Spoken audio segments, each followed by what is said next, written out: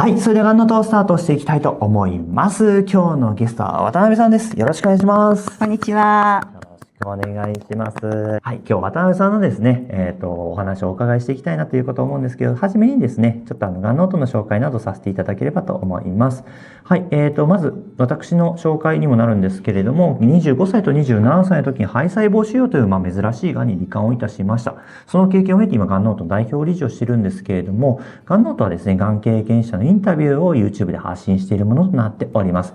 辛い話だけではなくて、ちょっとユーモアを交えながら、家族や友人、学校や仕事、お金や恋愛、結婚、育児など、もう生活に即した情報をお届けしている、そんな番組となっています。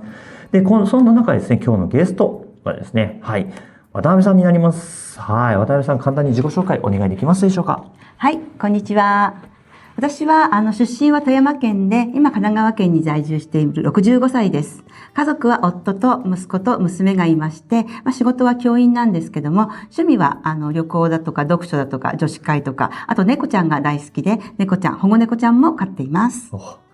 そんな中でですね、趣味が旅行と、書いてくださっていまして、ここにね、このプロフィール写真もそうなんですけれども、実は写真をいただいております。それがこちら。はい。こちらの写真ちょっと解説していただけますでしょうか。これはですね、病気になる前ですけども、ニュージーランドに行った時に、ホビット村に行った時の写真です。他に、イタリアとか、1年に1回ぐらいは行きたいなと思って旅行に行ってたんですけれども、コロナになったり、あと、コロナになってからも行ったところもあるんですけども、病気になってからはなかなか行けなくなってしまいました。すごい。ニュージーランドにあるんですね。ホビット村ってロード・オブ・ザ・リングの。はい、そうです。はい。聖地が。はい。海外いいですね。なかなか病気になるといけなくなったので、それはちょっと悲しいかなと思ってます。はい。こういう本当いろんなところに、行かれる、そういったところがご趣味だったというふうな形ですかね。はい。はい。はい。そんな渡辺さんの、はい。こちら、その後お願いできますでしょうか。はい。大腸がんの結腸がんということで、肝臓にも多発性転移があって、ステージ4ということでした。はい。ステージ4ということでね、多発肝転移。はい。はい。といったところで、で、告知が63歳の頃、2年前なんですね。そうですね。はい。はい。で、手術や薬物療法をされ、今経過観察中ということとなっているかと思います。はい。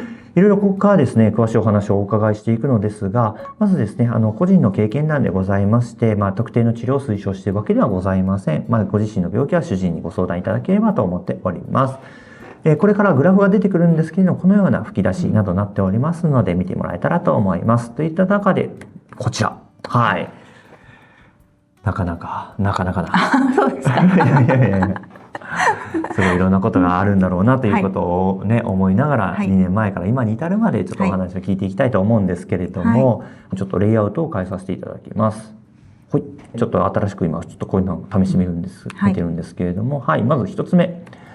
新しいプロジェクトで単身赴任と書かれていますけれども、なんかこうお仕事でって感じですかね。そうですね。で、ちょうど61歳の時だったんですけれども、もう私もあとこれで仕事をすることもないなと思って、これが人生最後の仕事と思って、単身赴任をしていきました。はい。単身赴任、地方に地方ですね。地方に行きました。はい。地方に単身赴任されていって、そして、その後上がっているのはこちら、プロジェクトが無事成功と。はい、そうですね。はい。結構、時間的にも無理をしてやってたところもあったんですけれども、徹夜をしたりしたんですけども、無事成功したので、もう本当にほっとして、よかったと思ってました。よかったというね、もうほっと一息。はい。はい。プロジェクトも成功して、その中でにはなるんですけれども、どんと一回下がります。はい。がん告知。あれもう、がん告知なんですね。はい。ですね、春の健康診断で、便潜血が出ていたので、もう一回再診してくださいって、検査を受けてくださいって言われていたんですけれども、それがですね、仕事が忙しかったので、これが一段落してから行こうと思っていたんですね。で、自分でも、便潜血が出たからといって、そんなに重症なことではないし、もしも癌だとしても初期だろうな、なんていうそれは検査に行く前に思ったんですけど、割とこう、軽い気持ちでいたので、なので、それで、ほっとして、で、予約したらまた予約がなかなか取れなかったので、時間が余ってる時に行って、で、行ったクリニックでその場で、それも進行がんですって検査したところでもうすでに言われました。おー、じゃあ、その前から要検査にはなっていてっていうことなんですね。そうですね。要検査になっていて、それでお仕事も忙しかったから、ちょっと伸ばしになっていて。で、その中でようやく重い腰を上げてというか。そうですね。はい。職場から、12月31日までに、再検査の結果を必ず知らせるようにって言われていたので、それに間に合うようにとにかく検査を受けに行こうっていう感じでしたので、それがなければまたさらに行ってなかったかもしれないんですけども。ちゃんと職場からちゃんとそれ出せってあるんですね。はい、出せって連絡があって、これはいけないと思って行きました。そういうの大事ですね。はい、絶対行かせるみたいな。絶対行かせるって感じの通知が来ました。必ず報告するようにって。で、報告するために、病院に行った。かかりつけのクリニックだったんですけど、行って、それで見てもらったらすぐ。その場で、進行がんですって言われました。そうなんですね。ただその時もうこれ何でしょう、マイナスの値ではあるんですけどね、白色の、気分はどちらでもないような気分。これはもうどんな気分だったんですか、その勧告されてた時は。それでもまだよく自分でわからない感じですね。言われたんだけど、とりあえず病院に紹介状をもらっていくって感じだったので、どうだろう。進行がんですって言われたんですけど、どうなんだろうっていう感じです。実感がそこまで。はい、そうですね。はい。そんなね、中で、ここからすぐ手術を受けられていく。はい。もう、クリニックから紹介された病院が、次の日すぐ見てもらえるってことなので、すぐ行ったので、行って、そこでですね、その先生が、これは手術、すぐその場で、CT とか転移がないかを調べてくださって、リンパ節がちょっと怪しいけど、他の臓器には転移がないから、これは手術で取れますよって言われたんですね。はい。なのでちょっと気持ちが上がって、手術ということで、私としては、カレンダーに日付を書いて、いつ手術が受けられるかっていう、どっちかというと、手術を楽しみっていうのは変なんですけど、手術まであと何日と思いながら数えていたくらいでした。手術の方式としては腹腔鏡？はい、そうですね。腹腔鏡手術を受けました。はい。で、結腸を丸々取るってことですか？私は下行結腸で20センチ取りました。下行結腸を取っていくと。はい。結構この手術大変じゃなかったですか？いや、手術は私はこれはそれほど大変には思わなかったですね。はい。無事で手術を終えて、はい。だからこの時取り切れたっていうことでもう上がっているっていうことですよね。そうですね。先生からすぐに全部取り切れましたから大丈夫ですよって言われたので、はい。はい。ただこっからね、ちょっと下がっていきますが、それ何やったのかっていうと、そこから腫瘍マーカーも上昇していく。そうなんです。手術が終わって第1回の外来で、腫瘍マーカーが急激に上がってまして、で、手術をする前よりもデータが上がってました。でも先生はそこまでは厳しいことは言われなくて、とりあえず予防的な化学療法をしましょうということで、その腫瘍マーカーが上がっていることに対しては先生はあまりそこでは言われなかったんですね。そうなんですね。上がってますとは言われたんですけど、予防的な投与をしましょうっていうことで、薬物療法に入っていくという感じなんですね。じゃあここはもう一応がんは取り切ってるしっていったところの見立てで進んでいくわけですよね。先生の中では思いはあったと思うんですが、とりあえず薬をやりましょうって感じでした。この化学療法はいかがでしたか？結構これは、ゼロックス療法といって、やっぱりこの副作用が手足のしびれとか、それから水を飲んだ時に喉が締め付けられる感じでっていう風になったり、あとですね、やっぱ皮膚が痒くなったりしましたね。で皮膚が痒いので書くともう爪も細くなってて、もう耳腫れがバーッとできたりしたり、それから、下痢もあったりしました。結構いろんな副作用も出てるって感じ。冷たいものが触れないっていうのはびっくりしました。看護師さんが事前に説明してくださったんですね。でも、そんなにすぐ出るとは思わなかったので、薬、化学療法した帰りにスーパーに寄ったんですね。スーパーに寄って肉を取ろうと思ったらもう肉が触れない。ってスーパーの肉売り場の肉さえ触れないくらい手がビリビリビリっとしました。びっくりしました。もうこんなに薬が効いてるんだって感じで。そうなんです。そんなすぐなんですね。すぐなんだ。びっくりしました。個人差あるかもしれないですけど、そんなにもう帰りに。そうでした。しかももう、あれなんですね。冷たいものだけじゃなくて、常温でももう。はい。常温のお水は常温とかにした方がいいですよって看護師さんに言われたんですけども、常温でもうってなったので、ちょっと温めて、ティファールで温めたお湯を飲みました。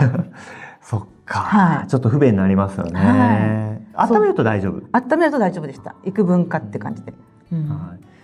そんな補助化学療法、これはどれぐらい期間としてやるんですか？それは1回しかできなかったんですね。これは1回しかできなかった理由は、まず、次の受診の時には高中級が下がっていて、スキップですよっていうことと、先生がスキップだから、その間に、腫瘍マーカーが上がってるから CT を取りましょうということで CT を取りました。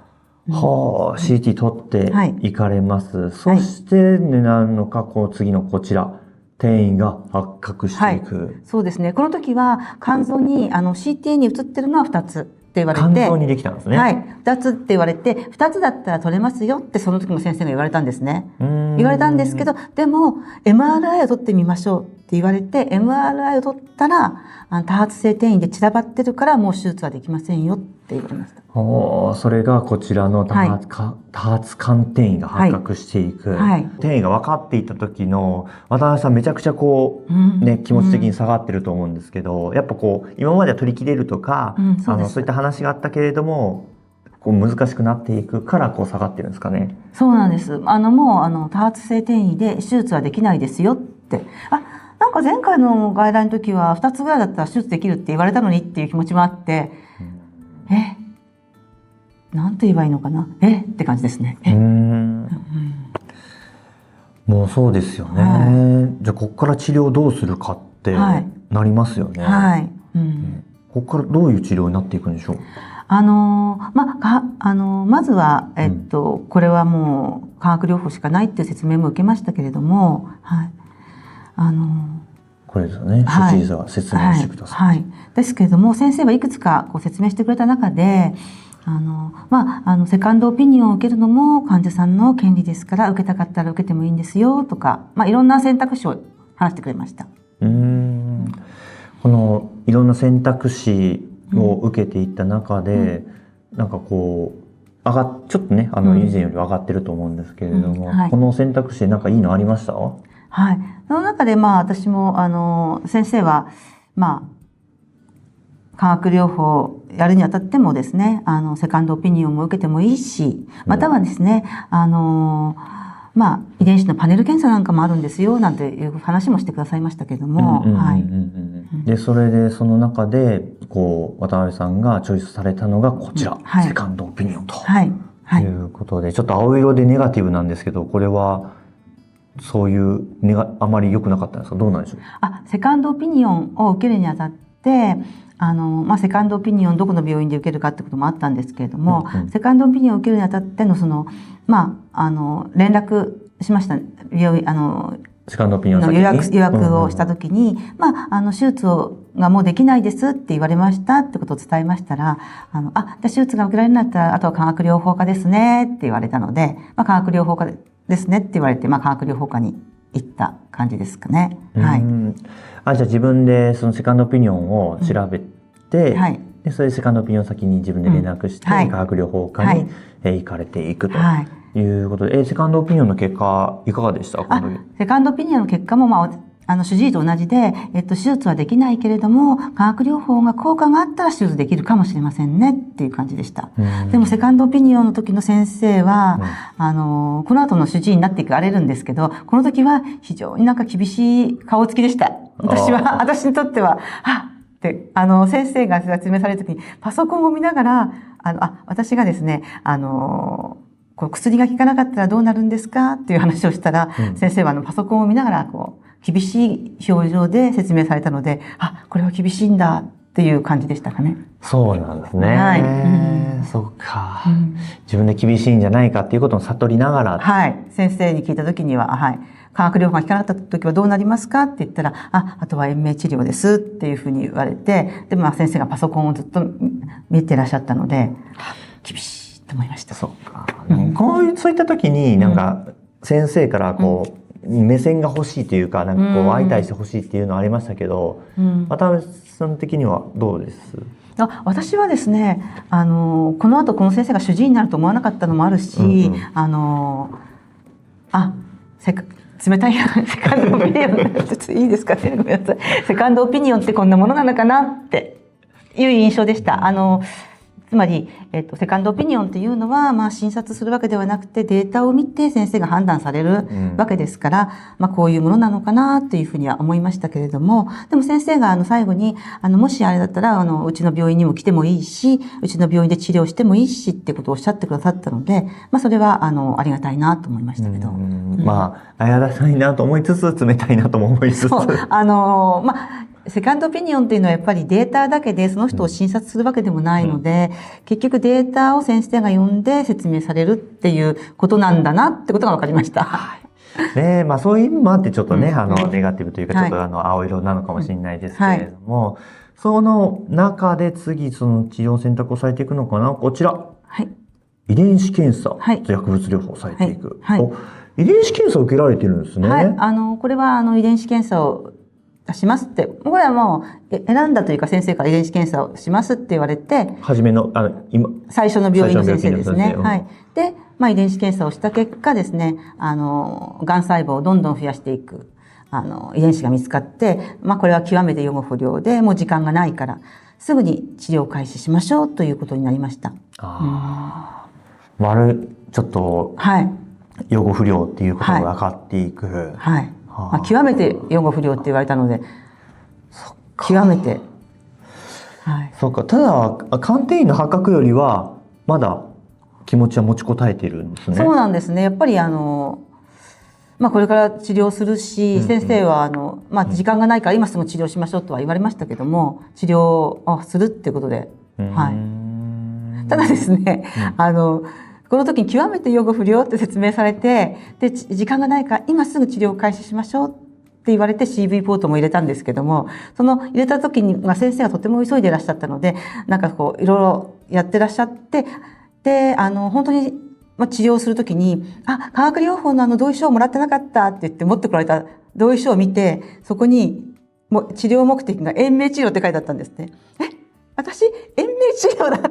あれほど極めて予後不良って言われていたのに、私って延命治療だったのとかってびっくりしました。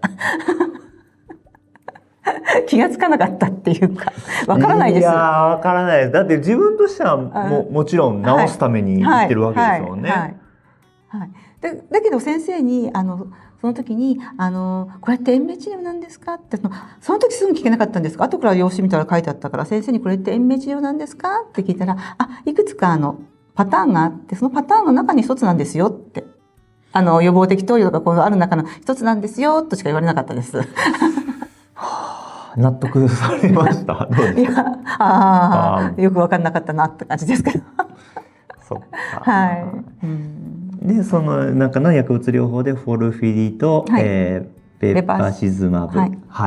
ベバシズマブをされていった。そんな治療を、薬物療法。これはどれぐらいされるんですかね？これはね、最初は先生何回とは言われなかったですね。でも途中で12回って言われたんですね。だけども、6回で、高中級が下がってしまって、できなかったですね。そうなんですね。途中で高中級を上げるための注射を毎回してたんですけども、ちょっと上がらなかったので、できなくなりました。その時に、治療中のお写真をいただいておりますので、それがこちらになります。こちらのお写真。脱毛ですか？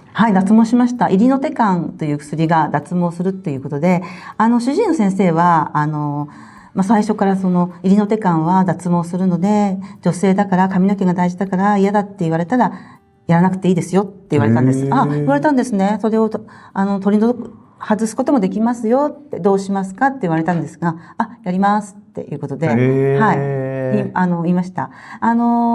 私がその前にちょっと相談した卵巣がんの方が、髪の毛が今になって思えば髪の毛が抜けるくらいどっちことなかったよっておっしゃってくださったので、それは髪の毛どっちことないよってそれ言われたのを思い出して、はい、やりますって言いました。はい。全部抜けたんですか？それともこんな感じ？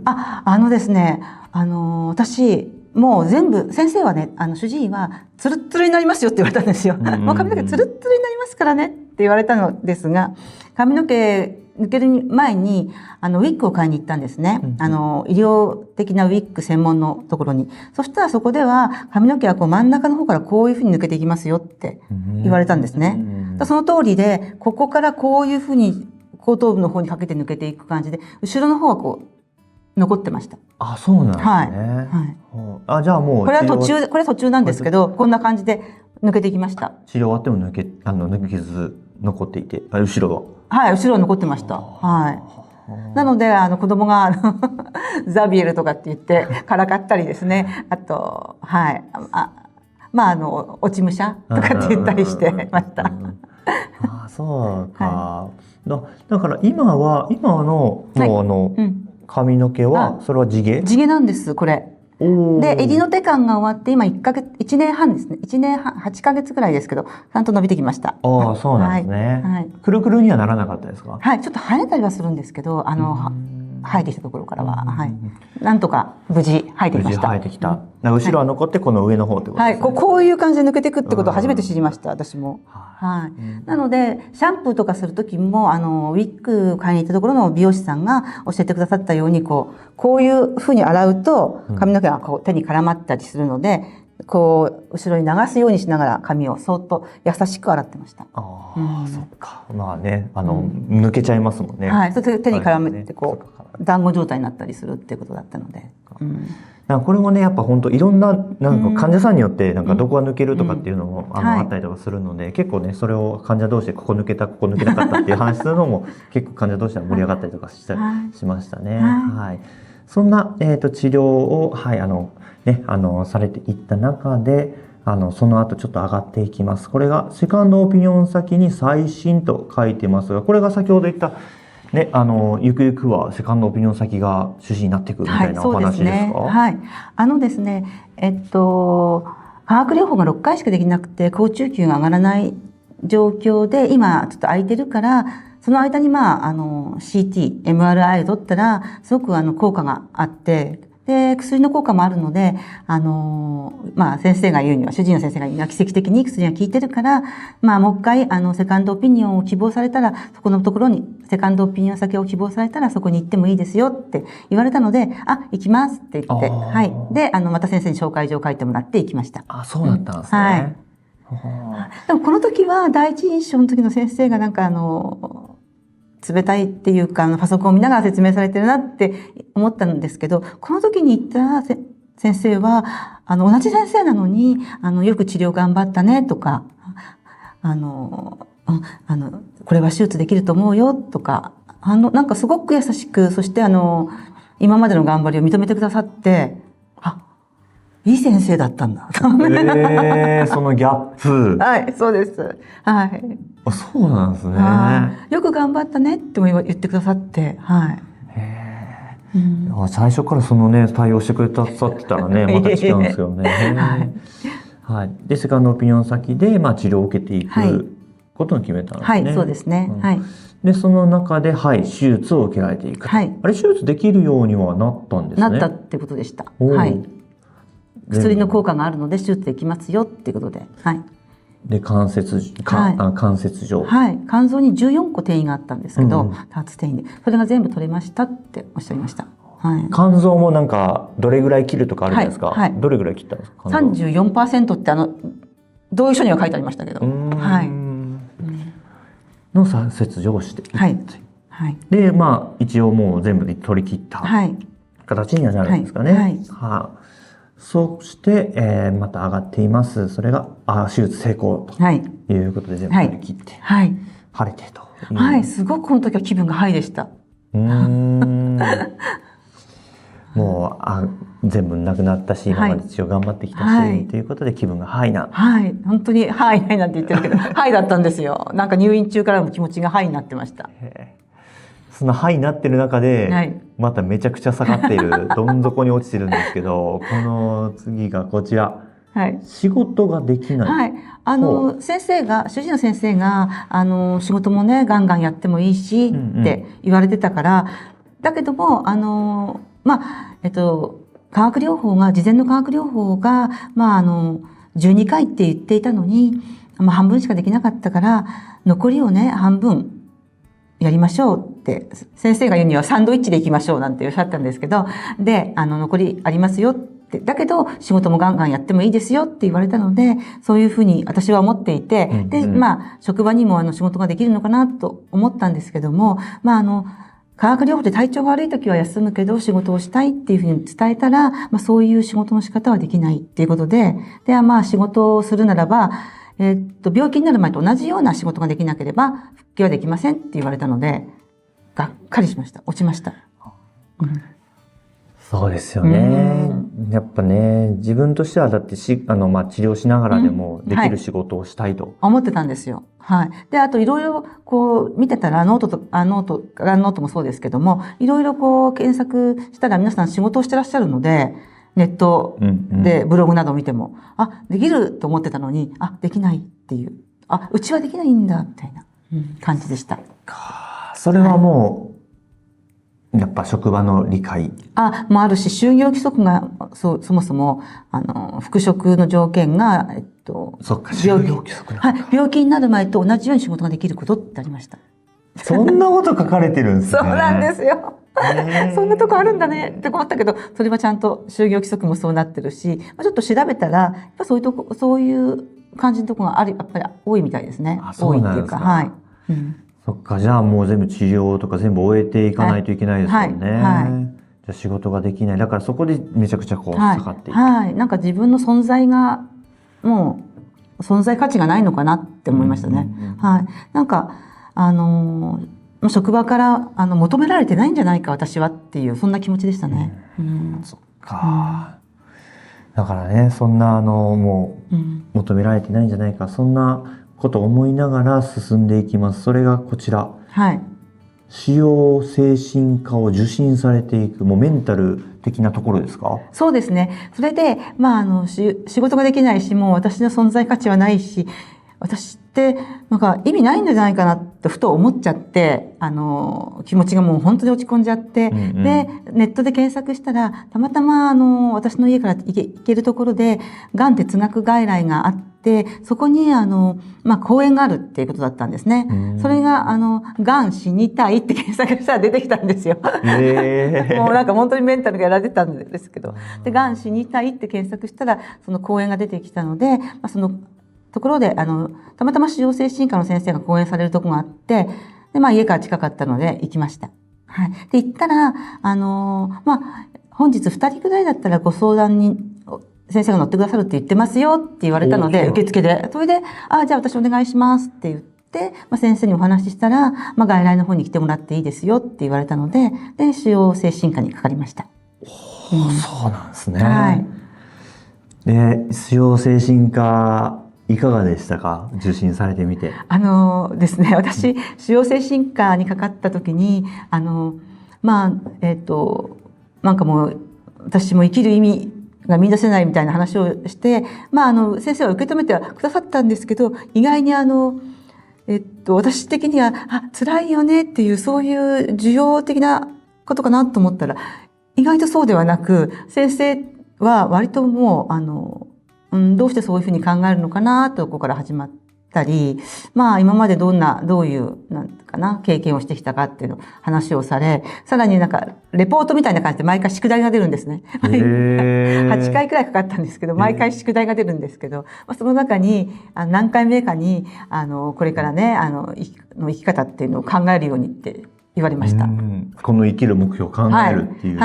宿題が出るんですね。宿題が出るんですよ。これ書いてきてくださいって。先生はそんな簡単でいいですよって。簡単でいいですからって。次までこれを考えて来てくださいって。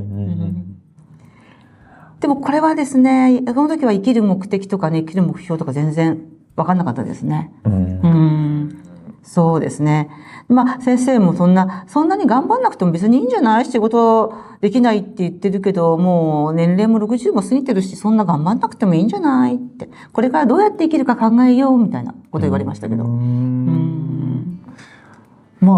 そこからまたフラットなところに戻ってるってことは、行ってはい。悪くはなかった。そうですね。はい。なんていうかな、すごく励ましてもらうとかじゃないんだけども、なんか先生は普通にもう、これからどう生きるかなって感じでした。で生きる目標を考え、この時はそこまで見つけることも見つけられなかったですね。けど、模索していってっていうことなんですよね。だから出された課題にも書けなかったですね。その時のね、なんかお写真もいただいておりますので、こちらになります。はい。すごいいいお写真で。これはですね、化学療法を、この時まだ、補助療法をしてたんですけれども、主治医の先生からも、行きたいところあったり、気分転換の温泉なんかも行っていいよって、血液データと相談なんですけど、行ってもいいよって言われてたので、なかなか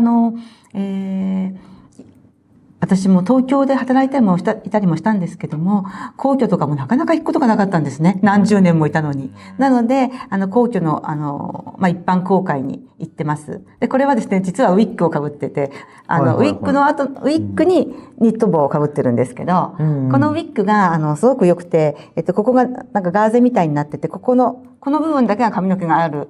帽子とセットで被るウィッグで、そうなんです。夏場暑い時なんかすごく良かったです、これ。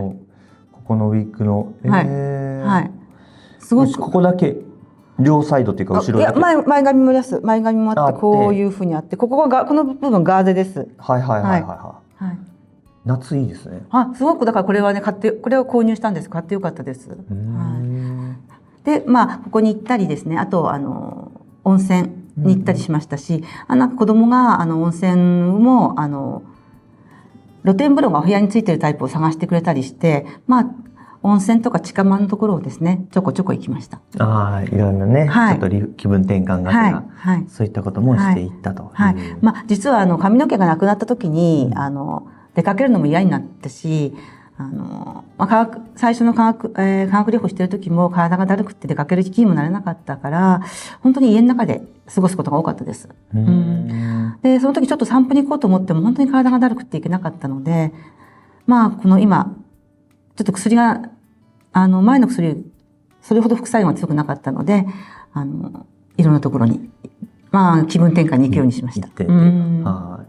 そんな、気分転換をされていって、ちょっとだけ落ち込みましたね。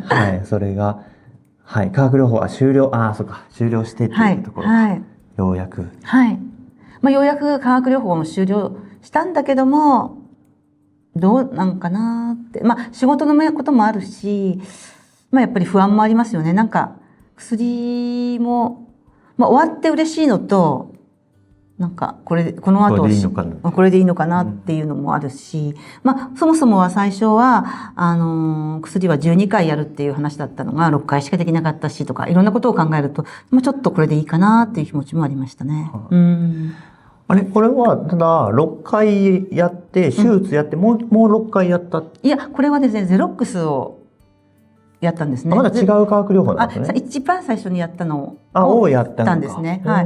それは4回だけでやったんですけど、3ヶ月ってことで4回だけやったんですけど、でもそれも高中級が下がって、間開けながらスキップしながらやったんですね。だから結構時間かかりました。そうなんですね。でも、それのおかげっていうか、途中でやりたいことをやったりしながら、今回は、どっちかというと気分もそれほど落ち込むことなくやってました。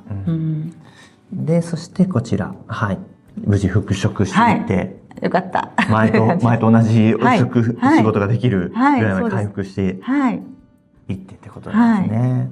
よかった。はい。そんなね、渡辺さんのこのペーシェントジャーニーでございましたけれども、ここからですね、各項目に分けてちょっとお伺いをしていきたいなと思います。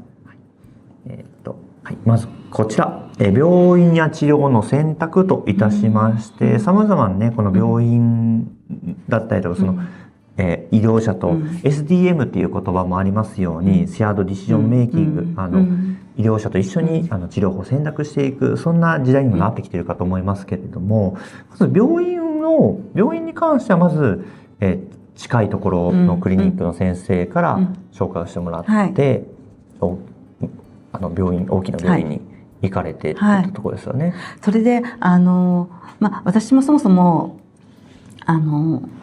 どこに行きますか、紹介状書きますよってクリニックで言われた時に考えてなかったから病院とか調べてなかったんですね。で、先生はどちらを紹介されますか、普通はどこで紹介されてますかって言ったら、その病院って言われて、で、それは金曜日だったんですけど、明日も見てもらえるよって言われたんですね。なので、私は一日も早く見てもらいたいっていう気持ちで、そこに行ったのと、でも帰りながら、病院から戻りながら、ちょっとネットで検索して、がんの専門病院に行った方がいいのかなとかって検索もしたんです。そしたらやっぱり、それが金曜日のもう5時過ぎてたから、もう予約も電話もできないんだけども、予約までも時間がかかるっていうのがあって、とりあえずは最初のこの明日見てくれる病院に行こうっていうことでした。と考えたんですね。はい。で、まずその病院で、はい。ただそのね、今までのそのペーシェントジャーニーをお伺いしているに、病院っていうのはこうしっかりね、主治医の説明もしっかりしてくださって、セカンドオピニオンのことを言ってくださって、めちゃくちゃいい先生だった。私も本当にラッキーだなと思ったんですけど、でもすごく最初緊張して、待合室で待ちながら、その病室か診察室から出てくる人、どんな表情で来るんだろうと思って見て、そうですね。で、そのドアが開いた時に先生が大事にとか、なんとかって言ってるのを聞いて、なかなか優しそうな先生だわと思いながら行きました。はい。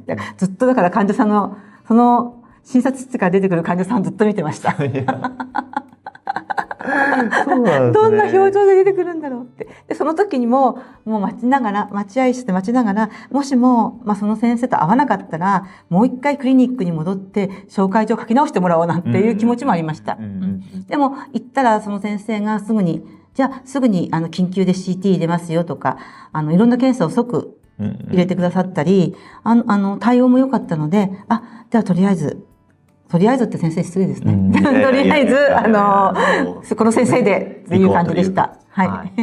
で、そんな中でセカンドオピニオンを受けられていく、これに関しても、ご自身で調べられたということをおっしゃってましたよね。セカンドオピニオン先に関して。どういう基準で？はい。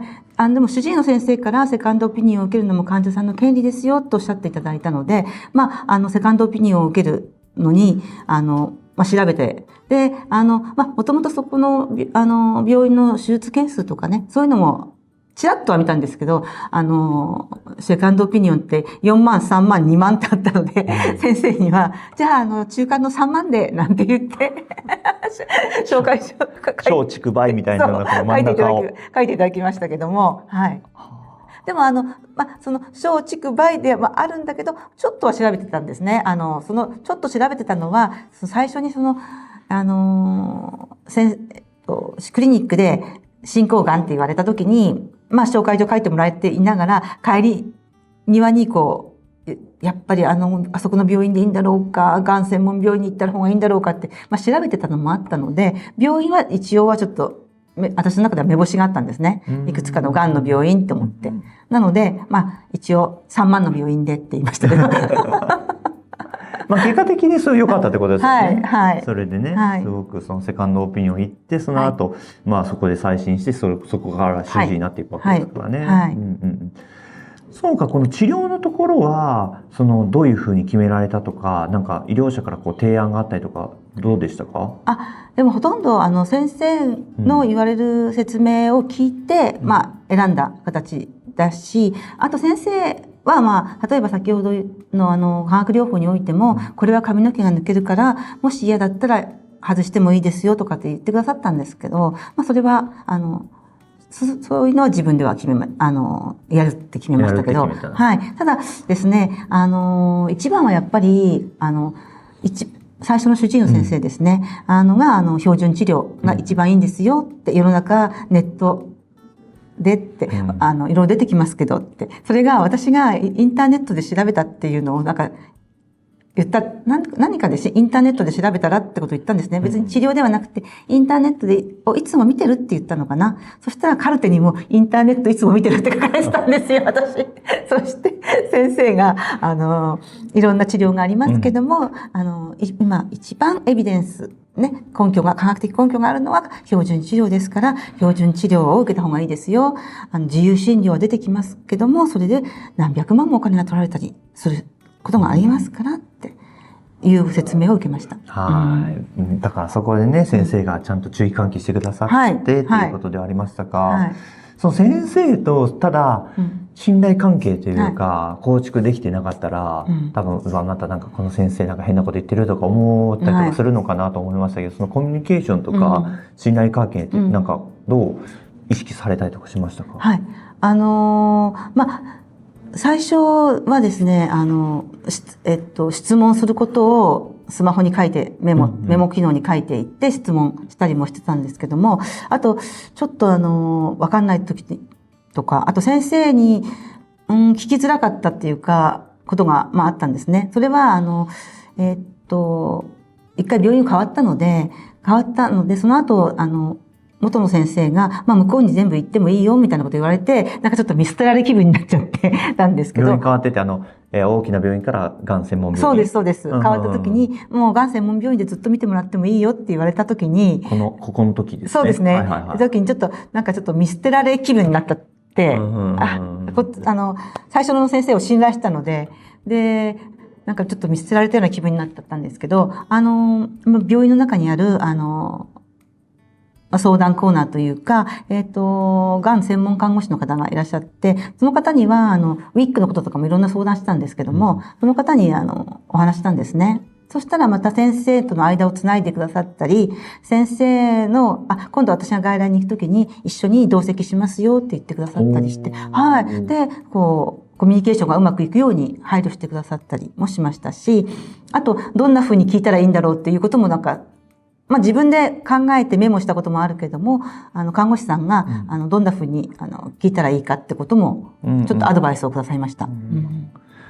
その見捨てられた、で、看護師さん入ってくださったって病院は、こっちでやってた病院ですよね。はい、そうです。最初の病院です。最初の病院で、ここでセカンドオピニオン先になったら、もうこっからは、ここの病院は時々。行きました。はい。はい。大腸がんのフォローと、あとですね、化学療法もう一回戻ったんですね。家から近かったので。なので、行ってましたし。ここで化学療法されたって言って、その時はここの病院で戻った。フォローされた。そうなんですね。理解します。はい。そっか。で、それで、ちゃんと看護師さんだったりとか、いろいろ横に入ってくれて、うまくつながった。そうです。つなげてくださったりしました。次ですね、辛かったこと、副作用や後遺症などという形なんですけれども、さっきのお話の中でね、化学療法した後に、さっきのしびれっていったところでもうこんな早く出るのかっていうことありましたし、後遺症とか、やっぱ、何でしょう、結腸を取られていたりとかするから、なんかお通じとかそういったところ、後遺症とかないのかなと思ったんですけど。それはそれほど大きくないですけど、ただ腸の動きが悪いみたいですね。私も気がつかなかったんですけど、肝臓の手術をした時に、手術後、腸のここの動きが悪いのは手術してるから動きが悪いんですよって言われたので、そういうことかと思って、やっぱり動きが悪いから、便秘になりやすいんだけど、一回、出ると、下痢ではないんだけど何回も出たりして、やっぱり動きが悪いんだなということは理解しましたけども、それで自分の体で理解したんですけど、あとはやっぱり副作用はいろいろありましたね。はい。で、手足のしびれとかもそうですけども、下痢と、あとはアバスチンというね、ヘパシスバンブですかね、使った時に、やっぱ出血傾向があるので、お通じの後に出血したりもしたし、はい。で、それを先生に言うと、先生が、じゃあ薬、あれだったらやめた方がいい時もあるからって言われて、それはそれでもやめられたら困ると思って「あ、大丈夫です」なんて言ったりもしたんですけど。そうですよね。なんかそれでできなくなるのは怖いですもんね。そう、だからそれは先生に言ったら「あ、じゃあそれは一回薬をやめることもできますよ」って言われて、それはそれで「あ、それはダメダメ」と思って。難しいですね。そこの伝え方も含め。そうなんですよ。だから「そんな大したことないです」とかって言って本当に大したことなかったんですけど「ないです」って言って。他何かなんか副作用後遺症でこれ大変だったなってございますか？やっぱり化学療法をやってる時は食欲がないし、吐き気は薬で抑えられてるけども、やっぱりご飯もあんまり食べれないので体重も減りますけど、下痢をしてるので脱水になるからってことで、だから水分取ってくださいって言われても取れない。っていうのがやっぱり辛いなと思って。で、病院の方は、もし辛かったら病院に来て点滴すればいいから病院に来てくださいねって言われるんだけど、日中は私一人で家にいるし、病院に行くにしても家から出るのも億劫だしって感じでしたね。できるだけ水分取ろうと思って、子供たちもなんかゼリーとかいろいろ買ってきてくれたりもしたんですけどね。そっか。そんな気軽にね。いけるかっていうとね。そうです。いつでも病院に来て点滴しますからって言われたけど、いつでも病院にはなかなか行けなかったですね。行くにも予約しなくて、電話でも予約しなきゃいけないし。ちょっとね、気軽じゃないですね。気軽じゃないんですよ。そんな中でちょっとこちら、辛い時に支えになったことやもの、もしあれば教えていただけますか？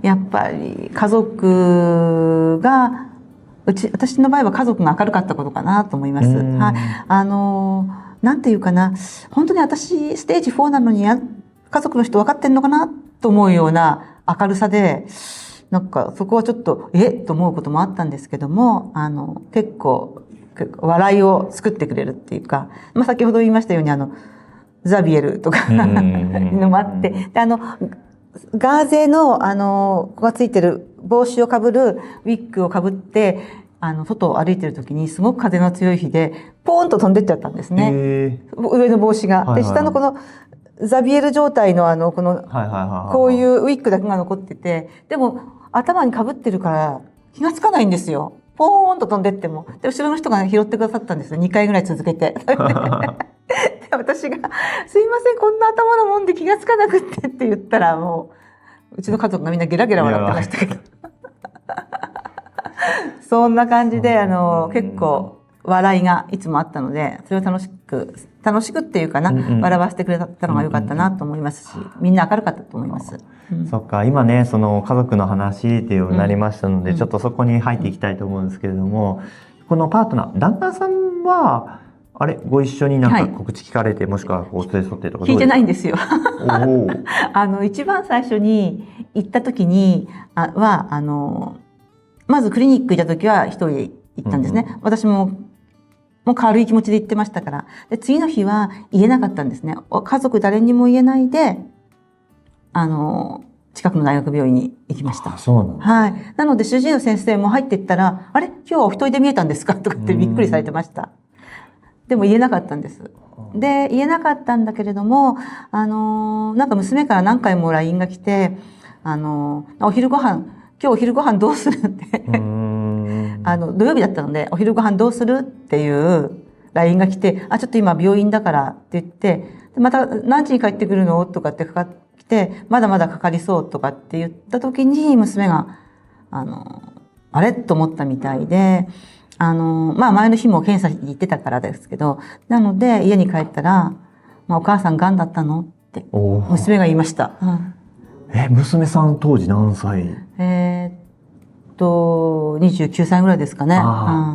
そうなんです。もう社会人になってて。お母さんがんだったのって。医療職とかじゃない？ないです。普通の会社員です。なので、私から言わないで、娘がそう言ったので。なんで家族が知ったっていうことなんですね。知った感じです。そっか。どう言えばいいかわからなかったので、次の日、受診した、最初に行った時の次の日ですね、病院に予約っていうか、紹介状を持っていくときに、家族にどう言えばいいかわからなかったので、そもそもその日夫が、朝から出張だったんですね。長野に出張で、早く家出てってくれないかな、私は早く行けるのにと思いながらですね、いたくらいで、それで娘には、近くのスーパーですね、ショッピングセンターっていうかね、に買い物に行くって言って、で、買い物行ってくるねって出かけて行ったんです。そしたら全然ね、帰ってこないって。で、結構病院に、朝行ったんですけど、3時半ぐらいまでいましたかね。家帰ったら4時ぐらいでしたから、ずっと病院に3時半ぐらいまで検査とか、先生の説明、検査、先生の説明、検査で3時半ぐらいまでいたんです。大変ですね。いたんですね。なので、娘が遅いって。気づいて。はい。そっか。ちなみに、息子さんもいらっしゃったと思うんですよ。息子さんはその時は、息子は職場の寮に入ってたんですね。で、私が、それ年末だったから、今年のクリスマスと、年末年始はお母さんは入院してていないので、よろしくって LINE したんですよ。あっさり。そしたら、次の日かな、飛んできました。で、月曜日にまた最新があった。土曜日に行って、また月曜日にも検査があったので、その時に息子がついてきました。病院に。はい。もうあっさりと LINE で、病気とは言わなかったけど、お母さんは入院していないので、クリスマスも年末年始もいません。それで飛んで帰ってきて、いろいろそこで知るっていうことですね。はい、そうですね。はい。で、家族はすごい、和気あいあいというか、なんかすごく、笑いが絶えないような形で、そういう接し方が良かった。はい、そうですね。はい。そんな中でですね、次こちら、はい。お仕事のことについて入っていきたいと思います。お仕事ですね。教員をされているというお話で、ね、お仕事もしっかり復帰するためには前のちゃんと仕事復帰する前からの仕事もしっかりできるようにということありましたけど、休職はされたんですか？しました。はい。休職しないと継続できないっていうか、なので辞めるか辞めないかっていう問題もあるんですけども、でも家族はですね、仕事を辞めた方がいいっていう、もう病気って言われた段階で夫は仕事を辞めた方がいいって言ったんですけども、私も健康保険とかでいろんな問題があるので、痛いなって思ったんですけども、総務部長が、最初の手術の時は総務部長と、それから一番上の上司と、それから直属の上司にしか言ってなかったんですけども、総務部長が、仕事を辞めちゃダメよっておっしゃってくださったんですね。はい。なんか癌になってびっくりして辞める人もいるけど、仕事を辞めちゃダメよっておっしゃいました。そうなんですよね。びっくり退職って言ってね、結構すぐ辞められる方もね、一定数いらっしゃる。それを引き止めてくださったんですね。もうあっさり、その場で言われました。あっさりっていうか、もうスッと言われました。はい。で、その上司の方も、がんサバイバーだったってことを、そうなんですね。その時初めて知りました。その方は誰にも言ってなかったかもしれないんですけど、はい。全然、言ってなかったと思うんですけど、言われましたね。だから辞めずにも済んだ。はい。そうですね。はい。辞めちゃダメよって言われたんです。そっか。ちゃんとそれを諭してくれるね、方がいるって素晴らしいですね。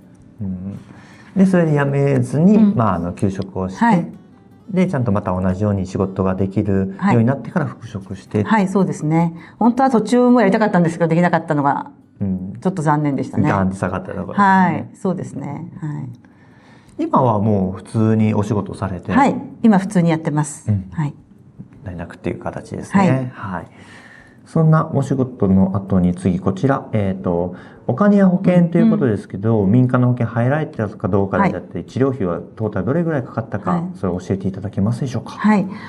最初大腸がんの時に、保険会社の、一応がん保険っていうかな、なんていうのかな、付帯、なんていうかな。特約だ。がん特約をつけていたので、お金が一括で降りたんですね。で、その時は、余裕だと思ったんですよ。なんだ、大腸がんの手術で健康保険等を使って個室に入ってても、余裕だわって思ってたんです、その時は。ところがその後に化学療法がどんとやってきて、そして分子標的薬も使ったので、もうお金が、こんなにかかるんだと思うほどかかったので、トータル的には、200万以上かかってますよね。保険で払って。だから、200万円超えてるのを保険でちゃんとカバーして？いや、保険以外で200プラス？自分が払ったお金が200万ぐらいじゃないかなと思うんです。はい。大腸がんの手術をして、その時はちょっと個室入ってたんですけども、その時は余裕だと思ってたんでで個室に入ってたんで、その後に化学療法がやっぱり分子標的薬とか高かったですよね。で、肝臓の手術をしたので、そうです。そっかそっか。じゃあ、ここの、だって治療もね、だって結構、だからここら辺は余裕だと思ってたけれども、そうなんですよ。ここからまた薬物療法だったりとか、ここでも、ここでも、またこの後もありますもんね。はい。で、白血球をね、上げる薬を毎回やってたんですけど、その白血球を上げる薬が、皮下注射、1cc ぐらいなんでしょうかね。皮下注射だけを受けに行って、薬をやったと48時間で行ってたんですけど、その時に、お会計で、たまたま、診断書と一緒だったから、こっちの窓口で払ってくださいって言われて、窓口で、お薬だけは23,000円ぐらいだったんですね。これって健康保険効かないんですかって聞いたら、保険が効いてそうですって言われて、こんな 1cc が8万とかと思って、びっくりしました。そういう、例えば、毎回そういうのが重なると、お金が結構いきましたね。そんな、で、200万円近くお支払いされてというふうなことがありましたが、お金のところは、全部、貯金とかを切り崩されて、そうですね。貯金もありましたけども、保険会社から出てたお金と、民間の保険会社のお金と、あとは、高額療養費制度と、高額療養費制度と、あと、健康保険会社、保険会社から、違った、社会保険だから、なんだっけ。療養手当金だっけ？傷病手当金。傷病手当金。はい、そうです。傷病手当金をいただいてました。っていう形。はい。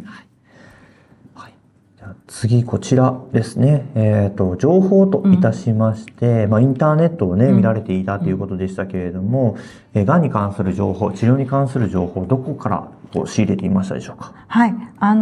国立がんセンターの、情報サイトも見てたり、あと、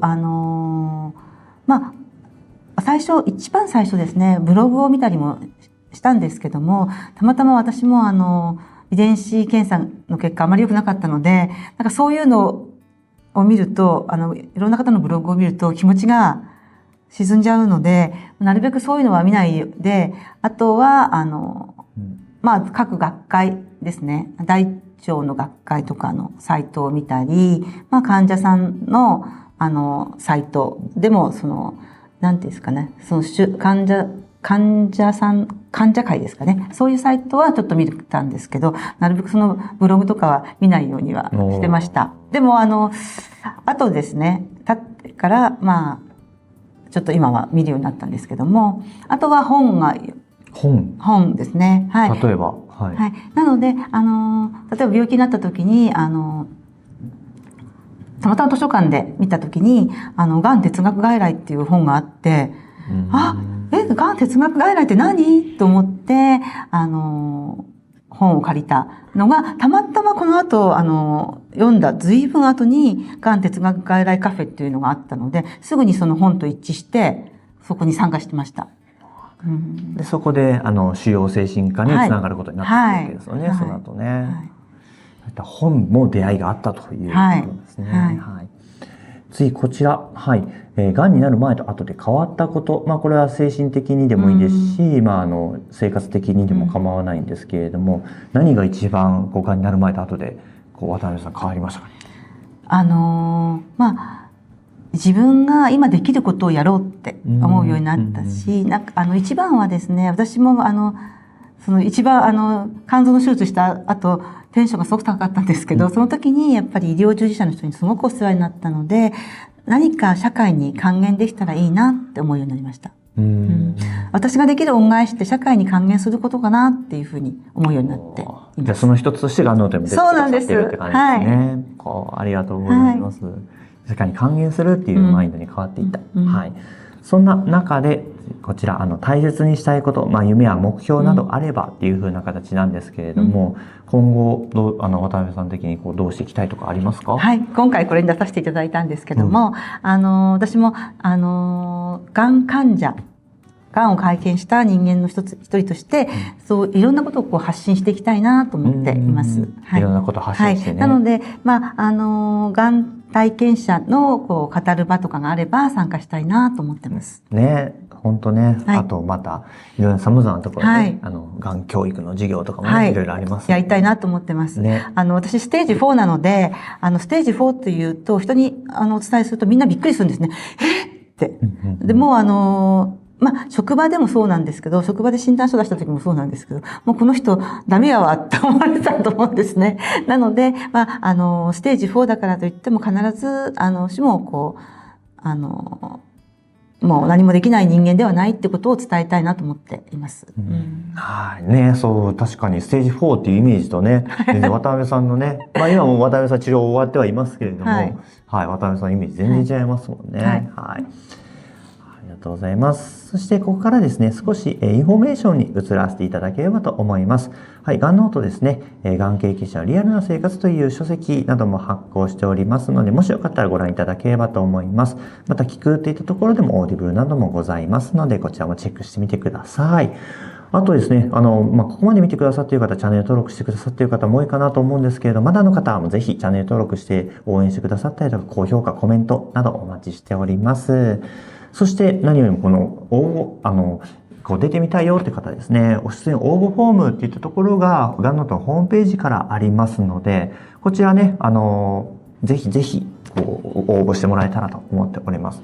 渡辺さんはがんノートのことご存知だったりとかしました？私は高額療養費制度の問題で、天野理事長さんが、テレビによく出られたり、新聞に出る時に、検索したんですね。この方、どのような方なんだろうと思って。その時にがんノートを初めて見ました。あ、そうだったんですね。はい。なので、それで、じゃあ、天野信介さんの動画を見てくださったという感じですね。で、こういう方なんだと思った時に、なんかすごく親しみが入って、で、また他のいろんな方のを見るようになりました。ありがとうございます。はい。ぜひぜひまた皆さんね、チェックしてもらえたらと思います。はい。では、ここからですね、最後メッセージに移っていくんですけれども。はい。一人で抱え込まず誰かに話してみようっていうふうにしました。私は最初は、職場でも上司と、それから、先ほど言った総務部長ぐらいしかね、言ってなかったんですけども、人に話すことによって、いろんな方からサポートを受けられるってことが分かったので、やはり誰かに話して、いろんな方からの支援を受けたり、仲間を増やしていくのが大事だなっていうふうに思いましたので、ぜひそれを伝えたいなと思いました。誰かに話してみるって言ったところで、渡辺さんがその誰かにって言った時に、例えばどういった人たちにとかってありますか？私は最初は友達にも言ってなかったので、本当に言えなかったんですけども、医療者の人もそうですけど、もちろんそうなんですけども、やはり人にもよると思うんですけども、親しくしている友達とか、それから職場の人とかにも話してもいいんじゃないかなというふうに思ってます。はい、自分が話しやすい人にそうです。お話ししていただいてっていうことですね。これによってすごく心が少し楽になって、楽になるし、サポートも受けられます。ということで、誰かに話してみようというお言葉を渡辺さんからいただきましたという形になりますが、今日ね、これにてね、がんノートも終了していくんですけれども、渡辺さんどうでした？このお時間。なんか今まで抱えてたものいっぱいあったんですけど、話して、自分自身も気持ちが楽になる感じでした。よかったです。それであれば。本当ね、いや、もう分かりやすく、さすが本当に教員だなというふうな形で、なんかしっかりお話をお伺いすることができました。これがね、こう見てくださっている方の何かのヒントになれば嬉しいなということを思っております。それでは皆さん、また次の動画でお会いしましょう。それでは皆さん、バイバーイ。